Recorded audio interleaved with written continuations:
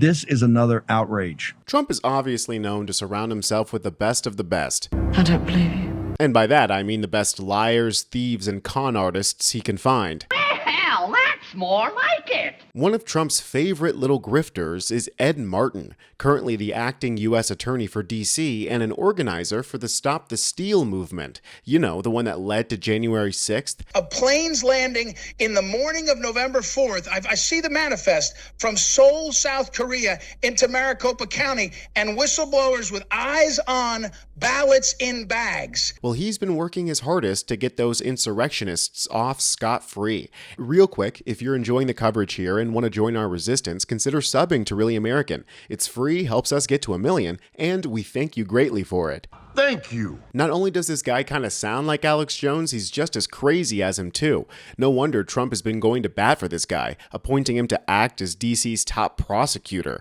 But he's been acting attorney for a while now, begging the question, why are the Republicans dragging their feet on this confirmation? Well, according to Joyce Vance, who served as the U.S. Attorney for the Northern District of Alabama, before Martin goes to the floor of the Senate for a confirmation vote, he has to make it out of committee, and that's unlikely to happen now. The Senate Judiciary Committee is made up of 12 Republicans and 10 Democrats. All of the Democrats oppose Martin. With Tillis abandoning him, the best Martin can do is 11-11, and a nominee who receives a tie vote doesn't advance. For all practical purposes, the outcome of that vote will be a death knell for his nomination. Thom Tillis, the man with the name that sounds like it's straight out of Huckleberry Finn. He's the senator for North Carolina, and he's been towing the Trump line in order to secure his next re-election. But it seems like plans have changed now that Tillis is torpedoing Martin's chances of getting confirmed. Republican Senator Thom Tillis says he's told the White House he will vote against Ed Martin, President Trump's pick to be the U.S. attorney here in Washington. If Mr. Martin were being put forth as a U.S. attorney for any district except the district where January 6 happened, the protest happened, I'd probably support him, but not in this district. But at this point, I've indicated to the White House I wouldn't support his nomination. And with that, the floodgates have opened. A lot of pressure coming from the MAGA mediaverse to change his mind on Martin, a devoted Trump supporter who made his name as an organizer of Stop the Steal, and a lawyer and outspoken advocate for January 6 defendants.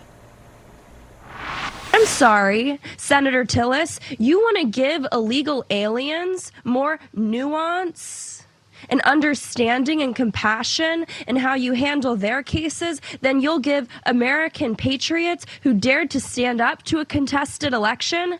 And that's the reason that you can't vote for Ed Martin? Where were you when January 6ers, when your constituents were getting thrown in prison? Thom Tillis, you are very much on the wrong side of history.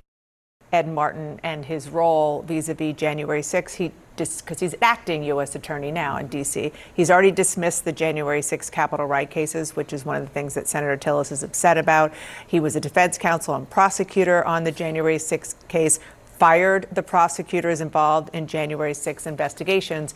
And then what you're seeing on the screen there are some of the other issues. That was just January 6. These are other issues that senators are raising their eyebrows about. Everything from the fact that he failed to report in his confirmation process nearly 200 appearances on far-right media outlets. He claims not to recall numerous past controversial statements under oath. This is another big one.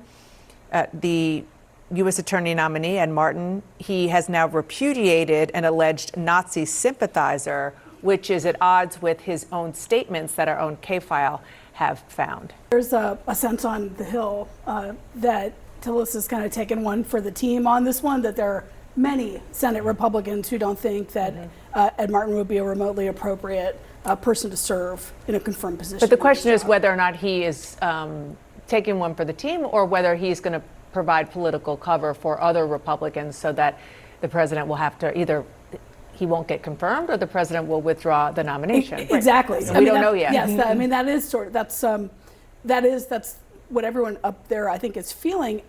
But remember, this is politics, and so Tillis has, if he wants to be a senator again, he has to stand for re-election. He's got a difficult or fairly difficult contest next year. And so the question is, if he wants to run again, is the president and his team going to turn all of his political forces against him in a primary? Clearly, Ed Martin has a vested interest in being the prosecutor of the D.C. area. He's already let out a ton of Jan 6ers.